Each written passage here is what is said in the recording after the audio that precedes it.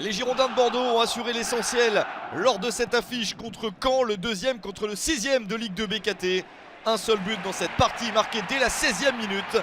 Maja a lancé Zoriko Davitashvili, le Géorgien inscrit son 4e but de la saison et permet à Bordeaux de mener vite 1-0. Jamais les Girondins ne parviennent ensuite à se mettre à l'abri. Il y a bien cette chance de 2-0 avec l'inverse du but marqué, Davitashvili comme passeur. Mais Josh Maja ne parvient pas à conclure. Caen a sa chance jusqu'au bout, mais les Normands non plus ne parviennent jamais à marquer dans ce match. C'était sans doute la dernière chance du Stade Malherbe pour rêver encore de monter. Il fallait gagner, mais les Canets doivent s'incliner et Mendy ne parvient pas à égaliser. Poussin-repousse. Victoire de Bordeaux, 1-0 contre Caen. Les Bordelais sont toujours deuxièmes. Metz s'accroche derrière Bordeaux à la 3e place du classement. Un coup franc permet tout de même à Niort de mener 1-0 et de créer la surprise. Nesta Elfej marque son premier but en Ligue 2 BKT. Mais les Messins reviennent vite, ils égalisent avant la mi-temps.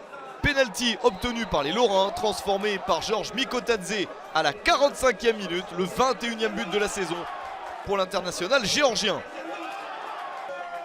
Metz prend même l'avantage dès le retour du vestiaire à la 51e minute. Kouao sert Youssef Maziz, le 6e but de Maziz et Metz mène donc au score pour la première fois du match. Un score un petit peu plus large en fin de match à la 83e minute. Erreur de relance niortaise. Mikotadze intercepte et s'offre un doublé. 22e but de la saison pour le meilleur buteur du championnat. Metz s'impose 3-1 et est toujours 3e à 3 points de Bordeaux. Le Stade Lavallois a créé une petite surprise et un résultat important en vue du maintien. Les Tangos ont réussi à battre Bastia 4e. Le premier but est signé Simon Elissor dès la 17e minute. Bien servi par Adeoti, Elissor marque un but important et s'offre même un doublé à la 24e minute. Après son but, il obtient un penalty qu'il transforme lui-même. Il marque donc ses 5e et 6e buts de la saison. Elissor pèse très lourd dans le résultat de ce match, même si ce n'est pas le score final, car Bastia réduit l'écart à la 72e minute. Diaye intercepte et réussit à servir Franck Magri pour son 10e but de la saison, mais les Corses doivent s'incliner. Victoire de Laval, 2-1 contre Bastia. Laval est 17e et premier relégable.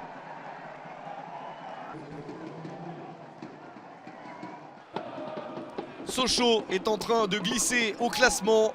Les Sochaliens étaient sur 3 défaites de suite avant de se présenter sur le terrain d'Amiens.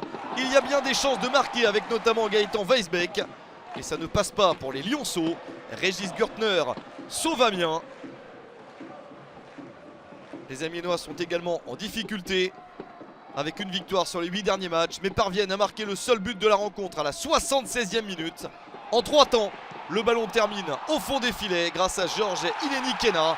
À 16 ans, il marque son 2e but de la saison et permet à Amiens de s'imposer 1-0. Les Sochaliens ont cru en un résultat jusqu'au bout avec notamment ce tir, mais toujours Gürtner à la parade. Victoire d'Amiens 1-0. Sochaux enchaîne avec une 4e défaite consécutive et est à 13 points de la montée. Le Paris FC a bien débuté son match face à Grenoble. Un but dès la 6e minute. Guilavogui, puis Mandouki et enfin Khalid Boutaïb pour conclure. Le 2e but de la saison pour l'expérimenté Boutaïb. C'est le seul but de cette rencontre entre le 10e et le 7e. Deux équipes qui n'ont plus l'espoir de monter, mais qui ne craignent plus rien par rapport au maintien. Les deux équipes essayent donc d'aller de l'avant et notamment les Parisiens. Ils semblent les meilleurs sur ce match. Ils ont marqué un but et sont tout proches d'en mettre un deuxième avec Guilavogui. Mais la barre transversale empêche le Guinéen de marquer. Victoire finale 1-0 du Paris FC contre Grenoble.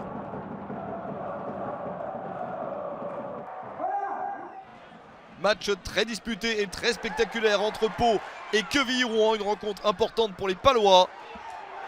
Ils ont besoin encore de quelques points pour sécuriser leur place en Ligue 2 BKT et obtiennent un penalty à la demi-heure de jeu. Faute de Ben Youssef. Yanis Begraoui transforme.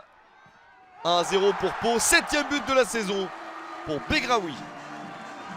Pau pense pouvoir mener à la mi-temps, mais à la 44e minute, Quevilly-Rouen réussit à égaliser. Bangré s'y prend à 2 reprises pour délivrer un bon centre et trouver Garlang Bélé. Un but partout à la mi-temps. Le match s'emballe au retour du vestiaire. Pau a plein d'opportunités de marquer le but du 2-1. Et il parvient à la 55e minute grâce à Henri Sévé. Sévé a tiré un très beau coup franc, sauvé par le maître juste avant. Il marque ici son 7e but de la saison. Mais QRM repart de l'avant. Superbe mouvement collectif conclu par Mamadi Bangré. 2 buts partout à la 57e, soit 2 minutes après le but de Sévé. 6e but de la saison pour Bangré. Le match s'emballe totalement dans les derniers instants. 78e minute, Camara trouve Gustavo Sangaré. Et pour la première fois du match, l'équipe normande mène dans cette partie 3 buts à 2. Le 5e but de la saison pour l'international burkinabé. Pau ne s'en laisse pas compter et repart de l'avant. L'un de ses remplaçants, entré quelques minutes auparavant, marque le but du 3 partout à la 89e minute. Myron George va au bout de l'action. Et ça n'est pas encore terminé dans ce match de folie, car il y aura bien un vainqueur à l'arrivée. Ce vainqueur, c'est l'équipe visiteuse. Quevilly-Rouen marque le but de la gagne dans le temps additionnel. C'est signé Andrew Young. Victoire de QRM, 4 buts à 3 sur le terrain de Pau.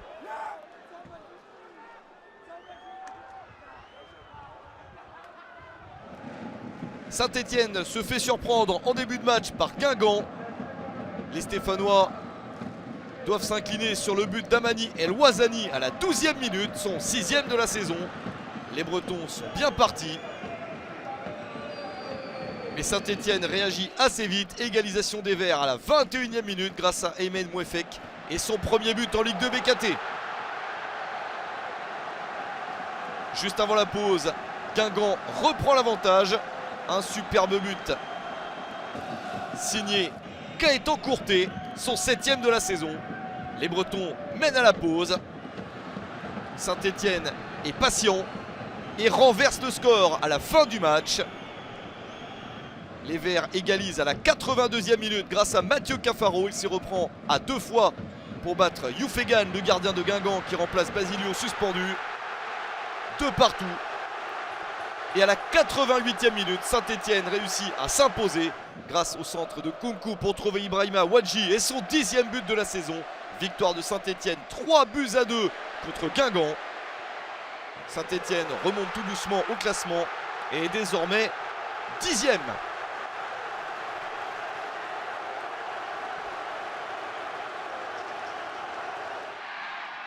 Autre match très spectaculaire dans cette journée, la rencontre entre Nîmes et Valenciennes. Un match très important entre deux équipes qui jouent le maintien. Nîmes 19e face à Valenciennes 15e, 5 points d'écart avant le coup d'envoi entre les deux formations. Nîmes débute parfaitement avec Rafiki Saïd dès la 3e minute. Les Valenciennois sont patients. Ils trouvent un meilleur rythme en fin de première période et égalisent grâce à Ilyes Hamache. Le score est de 1 but partout à la mi-temps. Tout s'emballe en seconde période, juste après l'heure de jeu, où 4 buts vont être inscrits en 10 minutes. D'abord celui du 2-1 pour Valenciennes grâce à Aymen Boutoutaou. Puis 4 minutes plus tard, à la 65e, l'égalisation nîmoise grâce à Benoît Poulain. Le ballon a bien franchi la ligne. Valenciennes repart de l'avant. Et sur une erreur de relance nîmoise, va marquer le but du 3-2 grâce à encore Aymen Boutoutaou. Il s'offre un doublé, marquant son 4e but de la saison ici. 3-2 pour Valenciennes. Mais 2 minutes plus tard, à la 71e, le plus beau but du match est marqué par Nicolas Bénézet, lancé par Guessant. Un but formidable qui permet à Nîmes de revenir à 3 partout. L'extérieur du pied est parfait. Il offre le point du nul au Croco. 3 partout entre Nîmes et Valenciennes.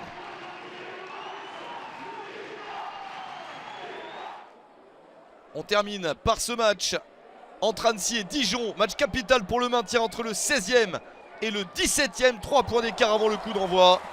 Plusieurs opportunités dans ce match, à commencer par ce tir de Joly sauvé par Escalès. Une belle chance dijonnaise.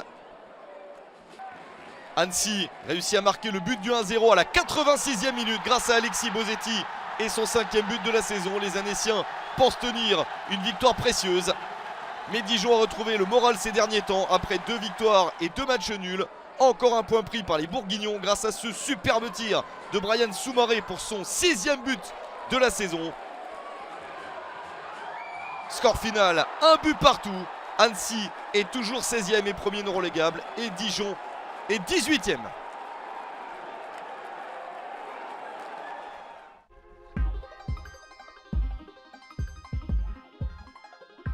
30 buts ont été inscrits au cours de cette journée. Un match à 5 buts, un match à 6 buts, un match à 7 buts. Et 2 victoires à l'extérieur dans cette journée folle. Metz est toujours 3e à 3 points des Girondins de Bordeaux. C'est chaud pour la montée derrière le leader Havrais. Le 4e, le 5e, le 6e et le 7e ont tous perdu. Un seul club a gagné dans les clubs classés de la 13e à la 20e place. Il s'agit de Laval. Les tangos se relancent en vue du maintien. Plusieurs belles affiches lors de la prochaine journée. Bordeaux sera sur le terrain de Quevilly-Rouen. Metz accueillera Grenoble et Annecy jouera contre le leader Le Havre.